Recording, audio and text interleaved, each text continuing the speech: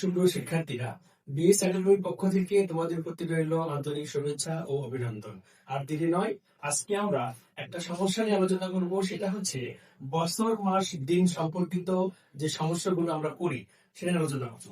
এটি একটি যোগ অঙ্ক। এই ধরনের অঙ্কে যেহেতু যোগ অঙ্ক, সেহেতু আমরা যোগ করতে হবে। কিন্তু আমরা যদি এই দিনের ঘর পুরোটাই যোগ করে এখানে লিখি তাহলে হবে না।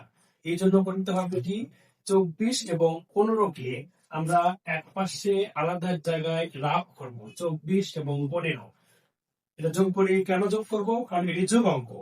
5 আর 4 যোগ করলে 9, 2 আর 1 যোগ করলে 3, 39 পেয়েছি। এখানে 39 দিন আমরা লিখতে পারবো না, কারণ দিনের মধ্যে 39 দিনের মধ্যে মাস আছে।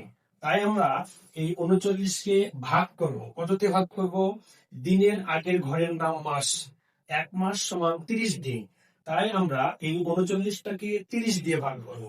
আমি তোমার সুবিধার্থে আবার বলছি, 24 এবং 15 আমরা যোগ অঙ্ক, তাই এক জায়গায় যোগ করে নিব।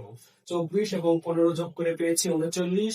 সেই 39-কে আমরা মাস দিয়ে ভাগ দিব। এক মাস সমান 30 দিন। এই 30 দিয়ে ভাগ করেছি। 30 দিয়ে 39-কে ভাগ করলে 30 থেকে 30 বিয়োগ করে পেয়েছি 9। ভাগশেষ যে সংখ্যাটা আমরা পেয়েছি 9, সেই 9টাকে আমরা এখানে লিখবো। ভাগফল থাকে 1। এই 1টা আমরা হাতে নিব। এই 1টা এই মাসের ঘরের সঙ্গে যোগ হবে। মাসের ঘরের নিচের সংখ্যার সঙ্গে আমরা যোগ করব। তাহলে 11-র সঙ্গে হাতের এই 1 যোগ করলে হচ্ছে 12। উপরে 10 এবং নিচে 12, এটা আমরা আবার রাফ করব। উপরে 10, নিচে হচ্ছে 12। যোগ করি, 2 শত যোগ করলে 2, 1 আর 1 যোগ করলে 2। মাসের ঘরে কখনোই 22 মাস হতে পারে না। কেন পারে না? কারণ মাসের আগে বছর আছে। 22-এর মধ্যে 12 লুকায়িত আছে, অর্থাৎ 1 বছর লুকায়িত আছে। তাই আমরা করবো কি, এই মাসের ঘরে মাসের আগে বছর আছে, এই 1 বছর সমান 12 মাস। আমরা 12 দিয়ে 22-কে ভাগ করব। 12-কে 12 বিয়োগ করলে 10। এই 10 আমরা এখানে লিখবো। আর এই পাশে 1 পার হবে। 1 অর্থাৎ 1 বছর পেয়েছি আমরা। এই 22 মাসের মধ্যে 1 বছর 10 মাস আছে। তাহলে আমরা এই 1টাকে এই পাশে নিয়ে গেলাম।